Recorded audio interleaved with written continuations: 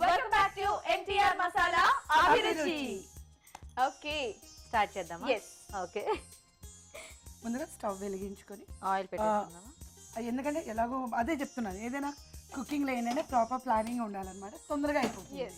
లేదంటే ముందు పని వెనక పని ముందు చేస్తే అందరూ అనుకున్నట్టుగా 10 నిమిషాలు వంట ఇంకా మనకి ఏదో 5-6 అవర్స్ చేస్తూనే ఉంటున్నట్టు అనిపిస్తుంది. సో నూనె కాగే లోపల శనగపప్పు మనం నానబెట్టుకొని అంటే పేస్ట్గా కాకుండా కోరుగా కచ్చాపిచ్చాగా మనం అది ఎందుకు అప్పుడే అది ఆయిల్లో అది శనగపప్ప. నేను ఇంకా బెల్లం ఏమో అనుకుంటున్నాను. బామో నిజం.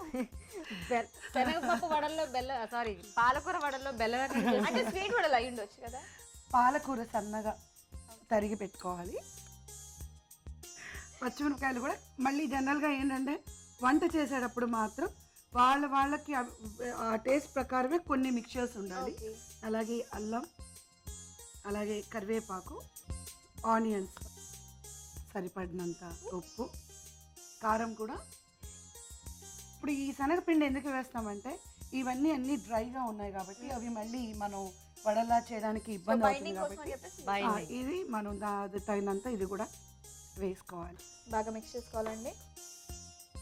డ్రైగా ఉంది కాబట్టి we can add a little water. Kavitha గారు, జనరల్గా ఇప్పుడు సినిమాలు దీంట్లో ఉన్నవాళ్ళు ఆ స్ట్రీమ్లోనే ఉంటారు. సో మంచి క్యారెక్టర్స్ వస్తే చేస్తారు, లేదంటే చక్కగా రెస్ట్ తీసుకుంటూ ఉంటారు. కానీ మీరు రెస్ట్ అనేది లేకుండా పక్కన పాలిటిక్స్లోకి వెళ్ళిపోయి అక్కడ కూడా అంటే పాలిటిక్స్ అనేటప్పుడు చాలా మంది భయపడతారు. ఎందుకంటే నాలెడ్జ్ ఉండాలి పాలిటిక్స్లోకి, మాట్లాడగలిగే సామర్థ్యం ఉండాలి. దేన్నైనా, ఏ టాపిక్ అయినా, ఏ ఇష్యూ అయినా కూడా. సో ఎలా మీరు పాలిటిక్స్లో, అంటే మీకు ఆలోచన ఎందుకు వచ్చింది పాలిటిక్స్లోకి వెళ్ళాలి అని? ఇండస్ట్రీ నుంచి వచ్చేసి ఆ తర్వాత అందరికీ అంటే ఎవరెవరు నీడెడ్ ఉన్నారో వాళ్ళకి సేవ చెయ్యాలి అని చెప్పి నేను ఒక ఎన్జిఓ స్టార్ట్ చేశాను అనమాట.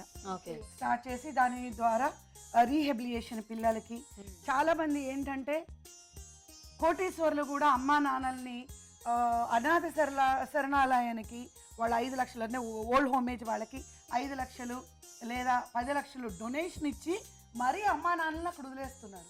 సో అలాంటి వాళ్ళు వాళ్ళ బాధ చూస్తుంటే నాకు చాలా బాధ అనిపించింది. సో వాళ్ళ దగ్గరికి వెళ్ళి నేను మీ బిడ్డలాగా నేను ఉన్నాను అని చెప్పి అలాంటి వాళ్ళందరికీ కూడా సర్వ్ చేసి ఒక డిఫరెంట్ వేలో వాళ్ళకి ఒక ఎంటర్టైన్మెంట్, వాళ్ళని ఎక్కడికైనా ఎలా అంటే ఒక తీర్థయాత్రలకు తీసుకెళ్ళడం, ఎక్స్కర్షన్ లాగా తీసుకెళ్ళడము, పిక్నిక్ లాగా తీసుకెళ్ళడం, ఇట్లాంటివన్నీ చేస్తే వాళ్ళకి ఆ ఫీలింగ్ లేకుండా ఉంటుంది అని చెప్పి నేను అనుకున్నాను. బట్ ఈ లోపల ఏమైపోయిందంటే మా ఫ్రెండ్స్ అందరూ మీకు ఇంత అంబిషన్ ఉంది కాబట్టి మీరు ఒక ప్లాట్ఫామ్, బిగ్గర్ ప్లాట్ఫామ్ తీసుకుంటే బాగుంటుంది. సో ఆ ప్రాసెస్లో మీరు ఏదైనా పొలిటికల్గా మీరు వెళ్తే మీకు ఇంకా ఎక్కువ చేయగలుగుతారు అని చాలామంది అడ్వైస్ ఇచ్చారనమాట. సో ఆ ప్రాసెస్లో ఏమైందంటే ఓకే నా హార్ట్ ఎక్కడ ఉంటుంది అని అంటే డెఫినెట్గా రామారావు గారు. ఎందుకంటే రామారావు గారు వాళ్ళ ఇంట్లో పెరిగిన పిల్లని నేను.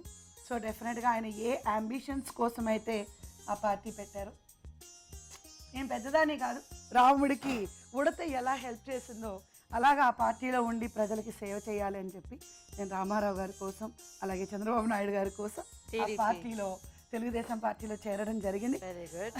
సో మనకు ఆయిల్ కూడా చక్కగా కాగిపోయింది. సో ఇలా చేసుకొని, సో శనగపప్పు వడలు అంటే ఆల్మోస్ట్ అందరికీ ఫేవరెట్. ఇప్పుడు ఆకుకూర ఉండడం వల్ల it gives a different flavour అనమాట. ఓకే, అయిపోయినట్టేనా? తినకూడదు అస్సలు తిన్నాం. ఓకే, అస్సలు దేవుడికి ప్రసాదమా నీకు ప్రసాదమా? దేవుడికి ప్రసాదం. నేను మాట తప్పను.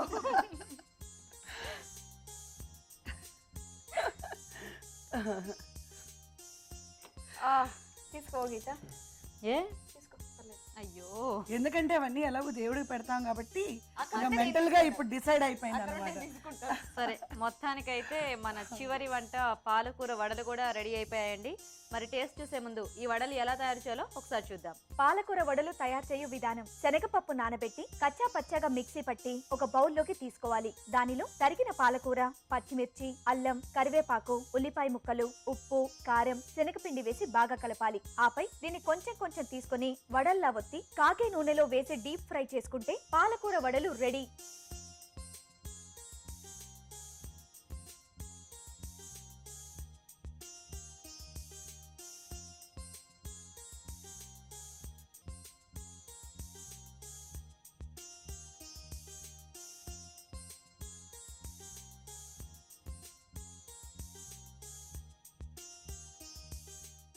జై గణేష్ జై గణేష్ జై గణేష్ దేవా మాత జనని పార్వతీ పితా మహాదేవా జై గణేష్ జై గణేష్ జై గణేష్ దేవా మాత జనని పార్వతీ పితా మహాదేవా एक दंत दयावंत चार भुजाधारी एक दंत दयावंत चार भुजाधारी. ఆహా, సో ఈ రోజు ఈ పండుగ రోజు ఇలా కవిత గారి చేతి వంటలు తింటాను అంటే ప్రసాదంగా తింటానని చెప్పేసి అనుకోలేదు. హ్యాపీగా ఇంకా ఎప్పుడెప్పుడు పాట పాడేద్దామా, ఎప్పుడెప్పుడు తినేద్దామా. రండి కదా, ఎక్స్క్యూజ్ మీ, ప్రసాదాలు పట్టుకెళ్దాం రండి.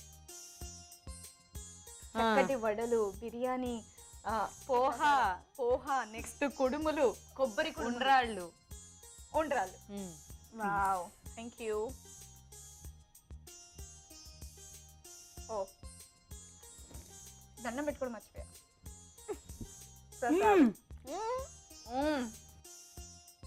సూపర్. మర్చిపోయి వేరే దేవుడు దండం పెట్టుకున్నావేమో, ఇప్పుడు గణేష్కి దండం పెట్టుకొని ఇంకోసారి తిను. ఒకసారి వినాయకుడికి, ఆ తర్వాత మీరు చేసిన మీకు కూడా దండం పెట్టా. ఎందుకంటే సొంటి పొడి వేస్తే ఎలా ఉంటుందో టేస్ట్ అనుకున్నాను కానీ వెరీ అంటే మనకి ఎప్పుడు బెల్లంకి మిరియాల పొడి టేస్ట్ చాలా బాగుంటుంది. అండ్ దానికి తోడు సొంటి కూడా వేసేటప్పటికి ఈ మూడిటి కాంబినేషన్ కలిసి చక్కగా తింటుంటే ఆ బెల్లంకి ఆ పౌడర్ అంతా పట్టేసి చాలా బాగుంది. అండ్ మధ్యలో నెక్స్ట్ ట్రై చేయొచ్చు మీరంతా. తప్పకుండా. ఓకే, ఇప్పుడు ఉండ్రాళ్ళ. ట్రై. వావ్, స్పైసీగా నిజంగానండి చాలా టేస్టీగా ఉన్నాయి తెలుసా. నార్మల్ గా ఈ ఉండ్రాలు ఏవైతే ఉన్నాయో కొంచెం చప్పగా మీరు అన్నట్టుగా కొంచెం కాదు, మామూలుగా ఎప్పుడు చప్పగానే ఉంటాయి అవి, కొద్దిగా ఊరికే ఓన్లీ ఉప్పు బట్ ఇది బాగుంది, కానీ కొంచెం స్పైసీగా అండ్ చాలా టేస్టీగా ఉంది. ఫ్లేవర్ అన్ని యాడ్ చేసేటప్పటికి చాలా బాగుంది.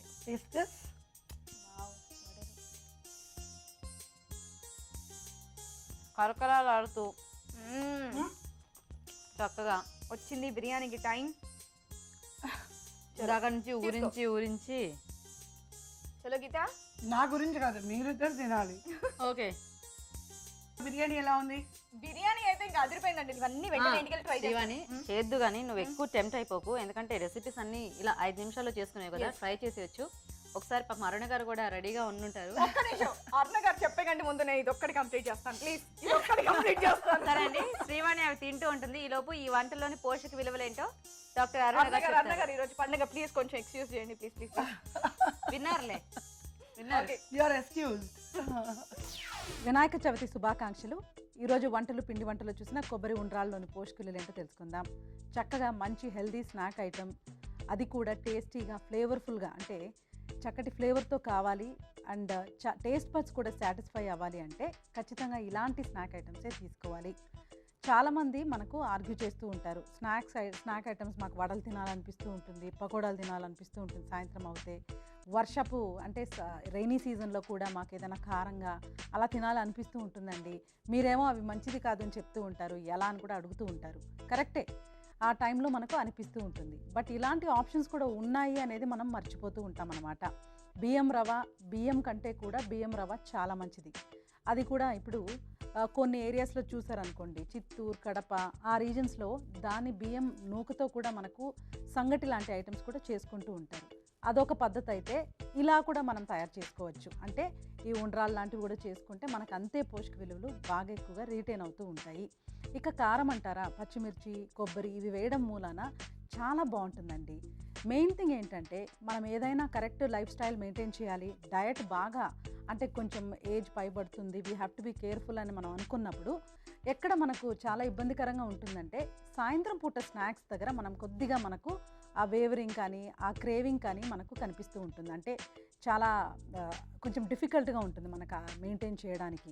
సో అలాంటప్పుడు మనం ప్రీ ప్లాన్డ్గా ఇంట్లో ఇలాంటి స్నాక్స్, చాలా టైం కూడా ఎక్కువ పట్టదు, అసలు హాఫ్ అన్ అవర్ 20 మినిట్స్లో మీకు ఒక సూపర్ స్నాక్ ఐటమ్ అనేది మనకు తయారైపోతుంది. కాబట్టి ఇది వినాయకుడికే కాదండి, మనకు కూడా చాలా మంచిది, దేవుడికి కూడా నచ్చిన ఐటమ్స్ మనం చేసుకున్నట్టు కూడా ఉంటుంది, పోషక విలువలు కూడా సూపర్గా ఉంటాయి. తర్వాత మనం ఊరించే వంటల్లో కూడా 2 రకాల వంటకాలు చూసామన్నమాట, పాలకూర వడలు అండ్ పన్నీర్ బిర్యానీ. ఒక కామన్ థింగ్ ఏంటంటే పండగ పూట మనం ఇలా డీప్ ఫ్రైడ్ ఐటమ్ చేసుకోవాలి అని కూడా మనము అదొక ఫెస్టివ్ మూడ్లో ఉంటూ పార్టీ టైం లాగా ఫీల్ అవుతూ చేసుకుంటూ ఉంటాము. ఇప్పుడున్న చిన్న పిల్లలు అంటే 16 కానీ ఒక 25 వరకు కూడా అమ్మాయిలు ఏమనుకుంటూ ఉంటారంటే క్రాష్ డైటింగ్కి చాలా ఇంపార్టెన్స్ ఇస్తూ ఉంటారు. అంటే ఏదో ఒక గోల్ పెట్టుకొని ఈ సైజులో మనం అయిపోవాలి అంటే మనం ఒక వారం రోజులు సరిగ్గా ఇలా తినకుండా తర్వాత మళ్ళీ కూడా మనం ఇలాంటి ఐటెం అంటే క్రేవింగ్స్ ఇంకా పెరిగిపోవడానికి ఛాన్సెస్ ఎక్కువ ఉంటాయి. అంటే ఏంటంటే వారం రోజుల పాటు ఫుడ్ మానేసి 10th డే ఏది కనపడితే అది తింటూ అలాంటి ఒక సైకాలజీ కూడా చాలా కామన్గా ఉంటుంది.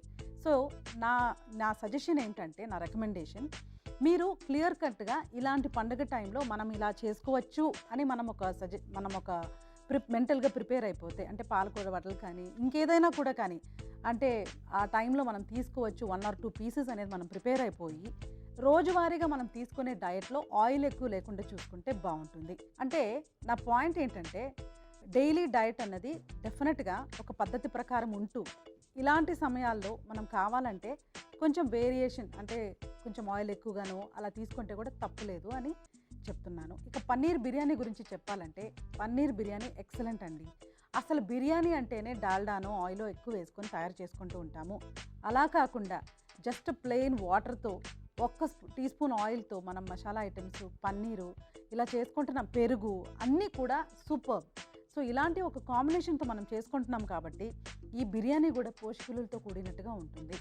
ఇంకా ఎక్స్ట్రీమ్గా మనం హెల్త్ కాన్షియస్గా ఉన్నప్పుడు ఇంకా మంచిగా తినాలి, మనకు కావాల్సిన పదార్థాలు మనం తీసుకోవాలనుకున్నప్పుడు దీన్నే మనం దంపుడు బియ్యంతో కూడా ఈ బిర్యానీ తయారు చేసుకోవచ్చు. మీకు వింతగా అనిపించవచ్చు కానీ అది కూడా చాలా టేస్టీగా ఉంటుందండి. అంటే బిర్యానీ అంటేనే బాస్మతి రైస్ అలా మనం మెంటల్గా ప్రిపేర్ అయిపోయాం కదా, అలా కాకుండా ఒక కొత్తదనంగా వెరైటీగా ఇలా కూడా ట్రై చేసి చూడండి. ఈ పద్ధతి అసలు చాలా డిఫరెంట్గా ఉంది.